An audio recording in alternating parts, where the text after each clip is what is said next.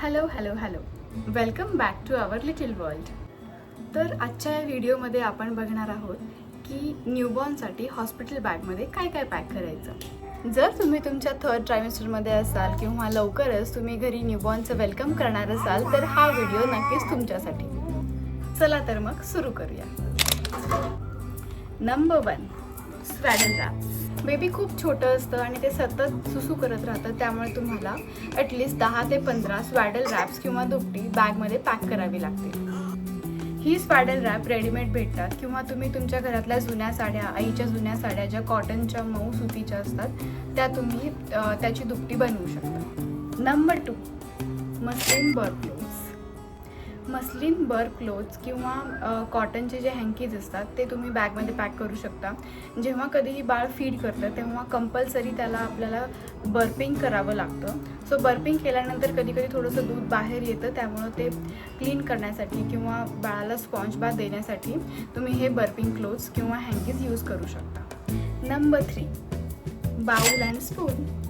डिलिव्हरीनंतर कधी कधी breast मिल्कचा problem येतो, तेव्हा डॉक्टर सजेस्ट करतात की बेबीला फॉर्म्युला मिल्क द्यायला हवं. सो त्यावेळेस जेव्हा आपण बेबीला फॉर्म्युला मिल्क फीड करतो तेव्हा बाउल किंवा स्पूनचा यूज करून देऊ शकतो. त्यासाठी तुम्ही बाउल आणि स्पून आधीच बॅगमध्ये रेडी ठेवू शकता, जे की स्टरलाइज केलेलं असेल. इफ यू वॉन्ट तुम्ही बॉटलचाही यूज करू शकता, बट कन्फर्म नसतं की ब्रेस्ट मिल्कचा प्रॉब्लेम येणार आहे नाही येणार आहे. सो तुम्ही बॉटल्स नंतरही प्लॅन करू शकता. Number 4, wet wipes. बेबीच्या पॉटीनंतर बेबीला क्लीन करण्यासाठी तुम्ही वेट वाईप्स यूज करू शकता. अल्टरनेटिव्ह तुम्ही कॉटन बॉल्ससुद्धा यूज करू शकता. Number 5, dry sheets. जेव्हा तुम्ही बेबीला पाळण्यामध्ये ठेवता तेव्हा अंथरुणाच्या खाली तुम्ही हे ड्राय शीट्स टाकू शकता, जेणेकरून जेव्हा कधी अंथरूण ओलं होईल तेव्हा तुम्हाला प्रत्येक वेळेस ईच लेअर तुम्हाला चेंज नाही करावं लागणार, जस्ट ड्राय शीटवरचा लेअर तुम्हाला चेंज करावा लागेल. Number 6, baby caps and socks. न्यूबॉर्नसाठी छोट्या छोट्या कॅप्स भेटतात आणि एकदम स्मॉल साईजचे सॉक्सही भेटतात, तर ते तुम्ही हॉस्पिटल बॅगमध्ये पॅक करू शकता. हे कंपल्सरी लागतं म्हणजे लागतंच. नंबर 7, लंगोट किंवा ड्रायफिल लंगोट. न्यूबॉर्नची स्किन एकदम डेलिकेट असते, सो आपण इमिडिएटली न्यूबॉर्नसाठी डायपर यूज नाही करत पहिल्या आठवड्यात तरी. सो आपण बेबीसाठी लंगोट, कॉटनच्या ज्या लंगोट असतात त्या यूज करू शकतो. त्याचा डिसॲडव्हान्टेज इतकाच असतो की त्या दरवेळेस आपल्याला चेंज कराव्या लागतात आणि लॉन्ड्री खूप जास्त होते.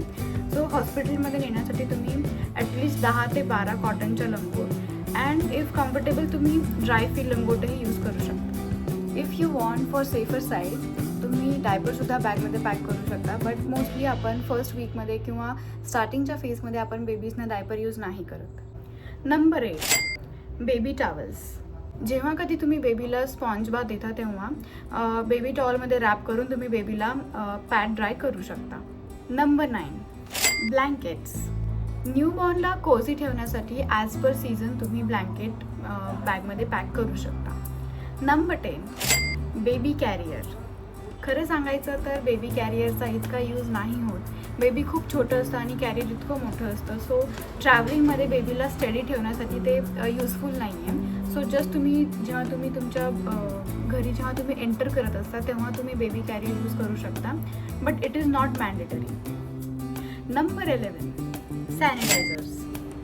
जेव्हा कधी रिलेटिव्स व्हिजिट करायला येतात किंवा तुम्ही कंटिन्युअसली बेबीला हँडल करत असता किंवा तुमच्यासोबत जो कोणी असतो तो बेबीला हँडल करत असतो तेव्हा सॅनिटायझरचा वापर नक्कीच होतो.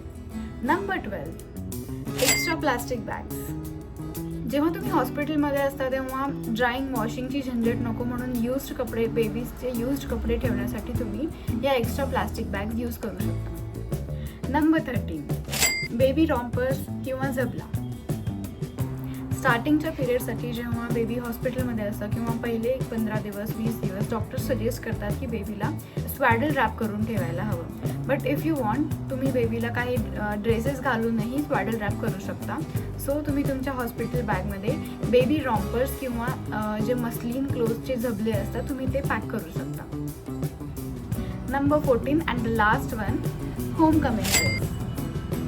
जेव्हा कधी आपण बेबीला घरी आणतो किंवा बेबीचं जेव्हा वेलकम असतं ते बेबीच्या लाईफमधला आणि आपल्या लाईफमधला सर्वात महत्त्वाचा मोमेंट असतो.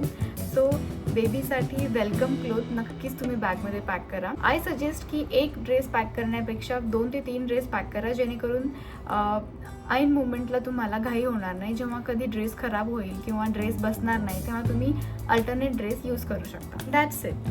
तर या सगळ्या गोष्टी सोडून अजून काही इम्पॉर्टंट माझ्याकडून मिस झालं असेल तर नक्कीच मला कमेंटमध्ये सजेस्ट करा.